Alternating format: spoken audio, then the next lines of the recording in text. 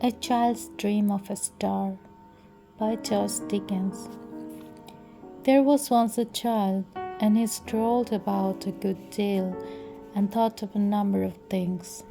He had a sister, who was a child too, and his constant companion. These two used to wander all day long. They wondered at the beauty of the flowers. They wondered at the height and blueness of the sky. They wondered at the depth of the bright water. They wondered at the goodness and the power of God, who made the lovely world. They used to say to one another sometimes, supposing all the children upon earth were to die, would the flowers and the water and the sky be sorry? They believed they would be sorry. For, said they, the birds are the children of the flowers, and the little playful streams that gambol down the hillsides are the children of the water. And the smallest bright specks, playing at hide and seek in the sky all night, must surely be the children of the stars, and they would all be grieved to see their playmates, the children of men, no more. There was one clear shining star that used to come out in the sky before the rest, near the church spire above the grapes.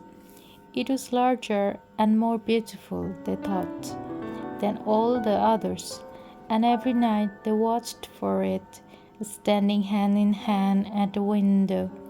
Whoever saw it first cried out, "I see the star," and often they cried out both together, knowing so well when it would rise and where. So they grew to be such friends with it, that before lying down in their beds, they always looked out once again to bid it good night.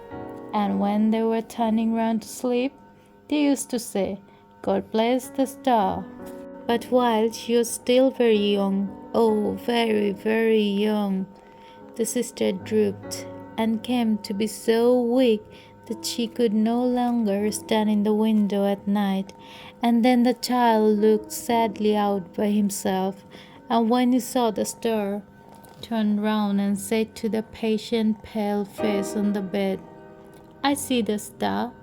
And then a smile would come upon the face, and a little weak voice used to say, "God bless my brother and the star." And so the time came, all too soon, when the child looked out alone, and when there was no face on the bed, and when there was a little grave among the grapes, not there before, and when the star made long rays down towards him, as he saw it through his tears.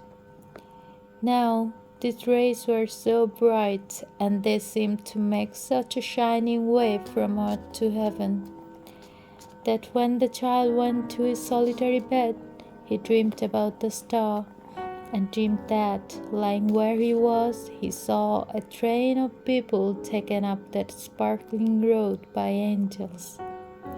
And the star, opening, showed him a great world of light, where many more such angels waited to receive them. All these angels who were waiting turned their beaming eyes upon the people who were carried up into the star, and some came out from the long rows in which they stood, and fell upon the people's necks and kissed them tenderly, and went away with them down avenues of light, and were so happy in their company that, lying in his bed, he wept for joy. But there were many angels who didn't go with them, and among them one he knew, the patient face that once had lain upon the bed was glorified and radiant. But his heart found out his sister among all the host. His sister's angel lingered near the entrance of the star, and said to the leader among those who had brought the people thither, "Is my brother come?" And he said, "No." She was turning hopefully away when the child stretched out his arms and cried, "Oh, sister, I'm here, take me." And then she turned her beaming eyes upon him, and it was night, and the star was shining into the room, making long rays down towards him as he saw it through his tears. From that hour forth, the child looked out upon the star as on the home he was to go to, when his time should come, and he thought that he didn't belong to the earth alone, but to the star too, because of his sister's angel gone before. There was a baby born to be a brother to the child, and while he was so little that he never yet had spoken word, he stretched his tiny form out on his bed and died. Again the child dreamed of the open star, and of the company of angels, and the train of people, and the rows of angels with their beaming eyes, all turned upon those people's faces. Said his sister's angel to the leader, "Is my brother come?" And he said, "Not that one, but another." As the child beheld his brother's angel in her arms, he cried, "Oh, sister, I'm here, take me." And she turned and smiled upon him, and the star was shining. He grew to be a young man, and was busy at his books, when an old servant came to him and said, "Thy mother is no more. I bring her blessing on her darling son." Again at night he saw the star, and all that former company. Said his sister's angel to the leader, "Is my brother come?" And he said, "Thy mother." A mighty cry of joy went forth through all the star, because the mother was reunited to her two children. And he stretched out his arms and cried, "O mother, sister, and brother, I am here, take me." And they answered him, "Not yet."